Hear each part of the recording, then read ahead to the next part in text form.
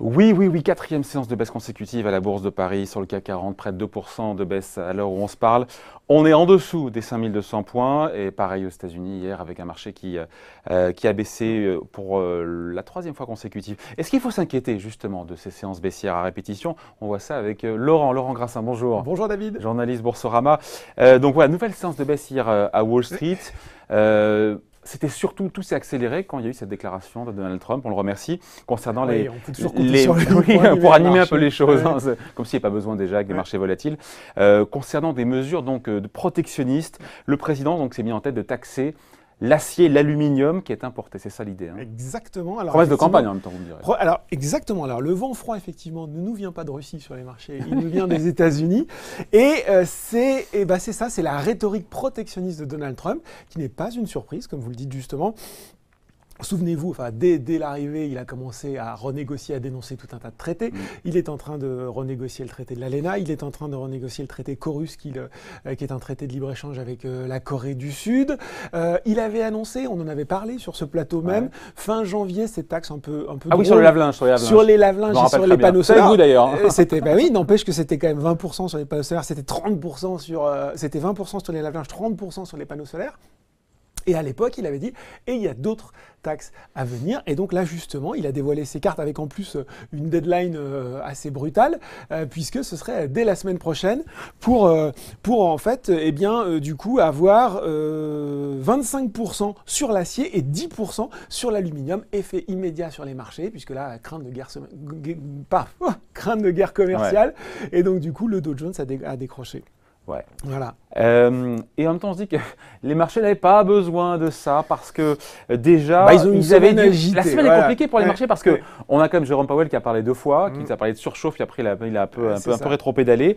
Et en fait, ce que les marchés avaient compris après sa première intervention devant la Chambre des représentants, commission des services financiers de la Chambre des représentants, c'est comme ça que les marchés en tout cas l'ont interprété, c'est que ça ouvrait la voie à une 4e hausse de taux qui n'était pas pour l'instant anticipée par les investisseurs. Disons qu'elle était pricée un peu, mais pas trop.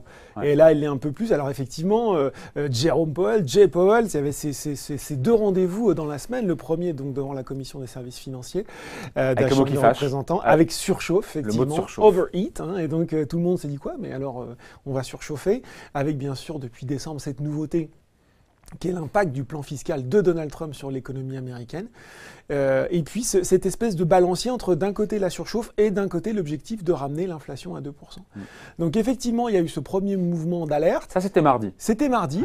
Et puis jeudi, il passait cette fois-ci devant la commission bancaire du Sénat. Et il a un peu rectifié la donne. Alors on sent qu'il fait ses armes de banquier central en disant que...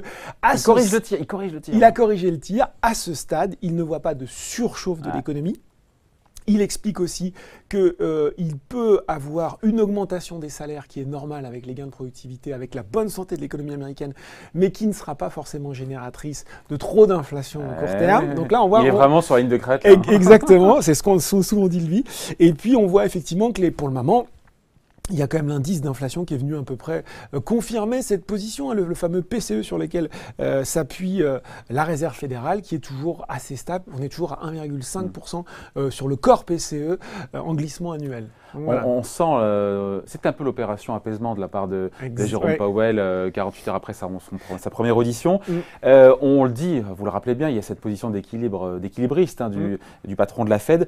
Est-ce qu'il faut maintenant déduire, maintenant qu'on l'a entendu parler 2 fois, qu'il y a une inflexion de la politique monétaire de la Fed? Est-ce qu'on doit s'en inquiéter? Les marchés sont inquiets. On ne sait pas si c'est à la fois Trump avec cette guerre commerciale, douanière. D'ailleurs, c'est assez cocasse. Mais au moment où il parle, au moment où Jérôme Powell parle devant le Sénat, il réagit aux déclarations du président américain, de taxes, encore une fois, sur l'aluminium. Et il dit que ce n'est pas le meilleur moyen de procéder, que ce qu'il y a de mieux, c'est comme le libre-échange. Ça manque pas de sel quand même. Oui, non, tout à fait. Et puis, il faut s'inquiéter ou pas alors? Est-ce que les marchés doivent s'inquiéter? Et puis en fait, il y a quand même quelque chose, c'est que Powell est arrivé en disant, oui, avec moi, je veux vraiment la transparence au cœur de la communication de la Fed et expliquer ce qu'on fait et pourquoi on le fait. Moi, c'est mon sentiment personnel. Je trouvais que Janet Yellen était très bonne dans cet exercice de forward guidance, d'indiquer On voit comment elle a procédé, comment elle expliquait qu'elle allait remonter les taux graduellement, comment elle allait réduire le bilan. Tout cela était quand même très bien fait. Les marchés elle a bien balisé les choses. Étaient très habitués à Janet Yellen. Et puis, Powell, il fait ses habits, comme une fois, encore une fois, de il essuie les plâtres, c'est normal. Voilà, c'est ça. C'est-à-dire qu'on ne peut pas non plus dire « Ah mon Dieu, ça y est, inquiétons-nous parce qu'il est au quiche, il est dovish, est-il plus faucon, est-il plus colombe ?» Il commence, voilà, il découvre peut-être qu'à l'issue de ces 2 auditions, il s'est rendu compte que c'était pas si simple que ça de parler quand on était banquier central et qu'il va falloir un temps d'ajustement, d'apprivoisement entre lui et les marchés notamment. Il faut quand même aussi savoir qu'il est à un timing dans une situation qui est extrêmement compliquée, on le sait, avec ce pari de faire atterrir, de resserrer la politique monétaire de la Fed.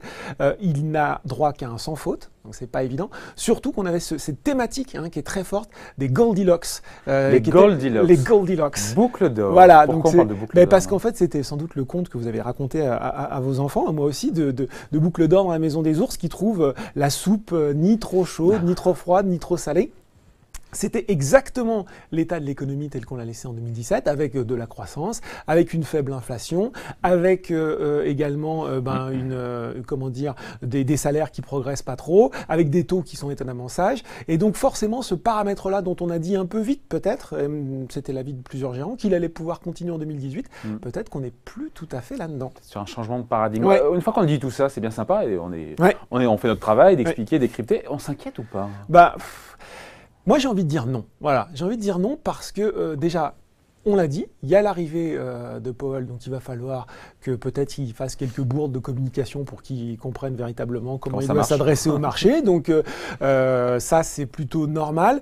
Sur Trump, sur ses déclarations protectionnistes, il faut quand même faire gaffe que ça ne devienne pas une tendance lourde. Il y a un autre exemple quand même qui était cité ce matin dans un papier de l'AFP.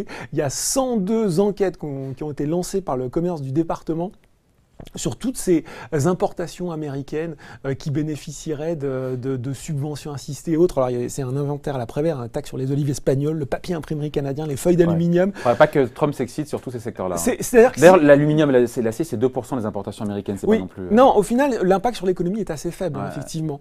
Donc, mais si on rentre vraiment dans cette signal qui est envoyé. Dans cette rhétorique de guerre commerciale, ça peut être vraiment compliqué. Si on se recentre sur les marchés, en fait, c'est quoi le timing, ou en tout cas la signification. On est juste sur des marchés qui redeviennent, ou en tout cas qui reviennent à une volatilité normale, entre guillemets, normale. 20% de volatilité. Donc voilà, on a vu quand même qu'il y a eu le premier signal de baisse en février. Ça a rebondi derrière. On n'est pas rentré dans une spirale baissière, on s'était déjà un petit peu fait peur. Là, effectivement, Powell, il arrive, ça rebaisse un petit peu, Trump parle, ça rebaisse un petit peu.